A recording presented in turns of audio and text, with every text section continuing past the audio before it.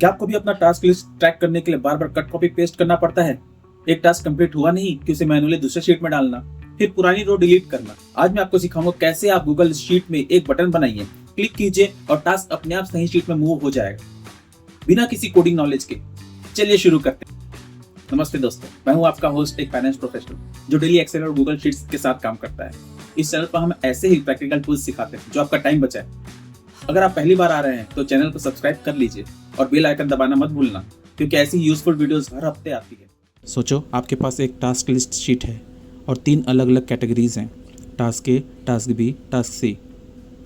जब भी कोई टास्क असाइन होता है आपको मैन्युअली उस रो को कॉपी करके सही शीट में पेस्ट करना पड़ता है, फिर ओरिजिनल डिलीट करना पड़ता है।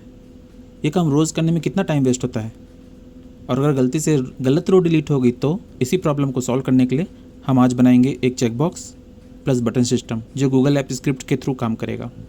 अपनी गूगल शीट खोलिए और 5 टैब्स बनाइए। नीचे नाम एग्जैक्टली वैसे ही लिखे जैसे मैं बता रहा हूँ। स्पेलिंग और स्पेसिंग मैच होनी चाहिए। Task list, task A, task B, task C, completed. हर शीट में 4 हेडर्स डालिए। रो 1 में done, task name, priority, due date. Column A में डन वाले कॉलम में कुछ डमी रोज़ भर दीजिए ताकि टेस्ट कर सकें। अब कॉलम ए सेलेक्ट कीजिए, ऊपर इंसर्ट मेन्यू में जाइए और चेकबॉक्स ऑप्शन चूज़ करिए। यह हर रो के लिए एक क्लिकेबल चेकबॉक्स बना देगा। ये आपकी इनिशियल अंडरस्टैंडिंग के लिए। जब आपको ये सिस्टम पूरा समझ में आ जाए तो आप अपने अनुसार इसमें चेंजेस कर सकते हैं। अब आता है असली काम। ऊपर मेन्यू में जाइए, एक्सटेंशंस, ऐप स्क्रिप्ट, एक नया टैब खुलेगा जहां आप कोड लिख सकते हैं। जो भी पुराना प्लेस होल्डर दिखे उसे डिलीट कर दीजिए और मैं जो कोड दे रहा हूँ वो पेस्ट कर दीजिए। मैं इस कोड का हर हिस्सा समझाऊंगा। हमारा पूरा कोड 3 हिस्सों में बटा हुआ है। पहला, एक लिस्ट जो बताती है हमारी कौन कौन सी शीट्स हैं। दूसरा, 2 हेल्पर फंक्शंस जो असली काम करते हैं। तीसरा, हर बटन के लिए एक छोटा सा फंक्शन। चलिए एक एक करके समझते हैं। सबसे ऊपर ये लाइन है, इसे सिंपल भाषा में समझिए। ये सिर्फ एक लिस्ट है जिसमें हमारी सभी 5 शीट्स के नाम लिखे हैं। कोड को आगे जाकर हर शीट्स में चेक करना है, तो इस लिस्ट की मदद से वो जानता है कि कहाँ कहाँ देखना है। अगर आप कभी नई शीट जोड़ना चाहें जैसे कि टास्क डी, तो बस इस लिस्ट में उसका नाम ऐड कर दीजिए, बाकी कोड खुद एडजस्ट हो जाएगा।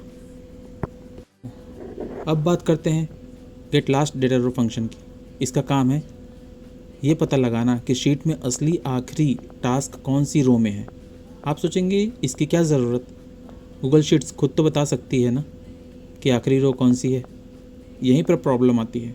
जब हम चेकबॉक्स डालते हैं तो कभी कभी ये नीचे कुछ खाली दिखने वाली रोज़ भी चेकबॉक्स फॉर्मेटिंग के साथ रह जाती है, भले ही उसमें कोई टास्क ना हो। अगर हम सीधा गूगल शीट्स के लास्ट रो पर भरोसा करें तो नया टास्क उन्हीं खाली रोज़ के नीचे जाकर ऐड हो जाता है। इससे टेबल में गैप बन सकता है। तो ये फंक्शन क्या करता है, ये कॉलम बी यानी टास्क नेम वाला कॉलम नीचे से ऊपर की तरफ स्कैन करता है और जैसे ही उसे एक्चुअल टेक्स्ट वाली रो मिलती है वहीं उसे असली लास्ट रो मान लेता है।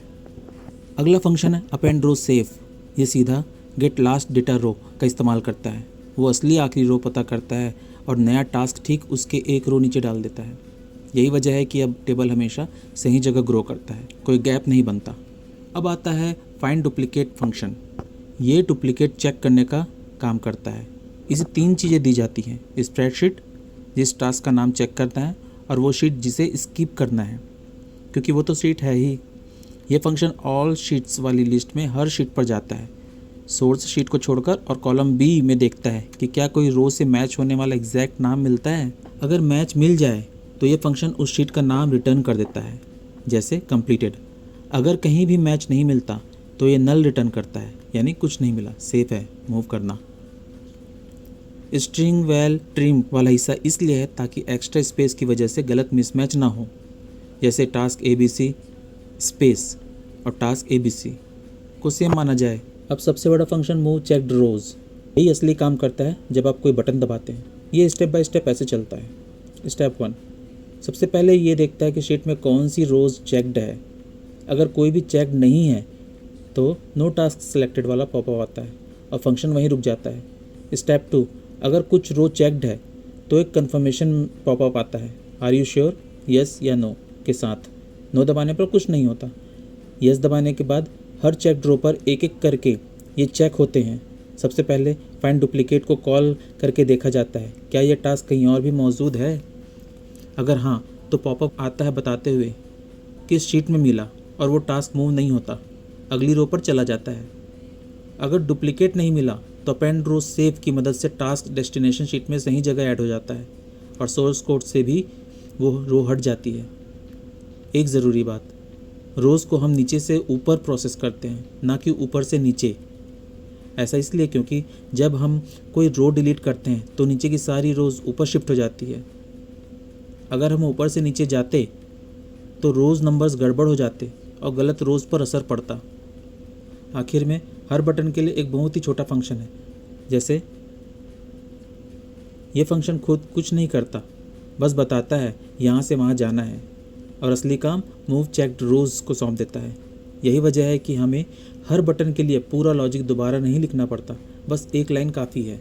तो अब आप जानते हैं कि पूरे ऑटोमेशन के पीछे क्या लॉजिक काम कर रहा है। Sheet list, last row detection, duplicate check और मेन मूव फंक्शन। अगली बार जब आपको कोई छोटा सा चेंज करना है, जैसे एक नई शीट जोड़नी हो, तब आप कॉन्फिडेंटली समझ पाएंगे कि कोड में कहाँ क्या बदलना है। बस इतना ही था। अब आपके पास एक fully working button click task mover है, बिना एक लाइन भी खुद कोड लिखे। अगर ये वीडियो हेल्पफुल लगा तो लाइक बटन जरूर दबाइए, और अगर कोई स्पेसिफिक ऑटोमेशन चाहिए जो आपके काम के लिए यूजफुल हो, कमेंट में जरूर बताइए, मैं उस पर नेक्स्ट वीडियो बना सकता हूँ। मिलते हैं अगली वीडियो में, तब तक के लिए अपना काम स्मार्ट तरीके से करते रहिए।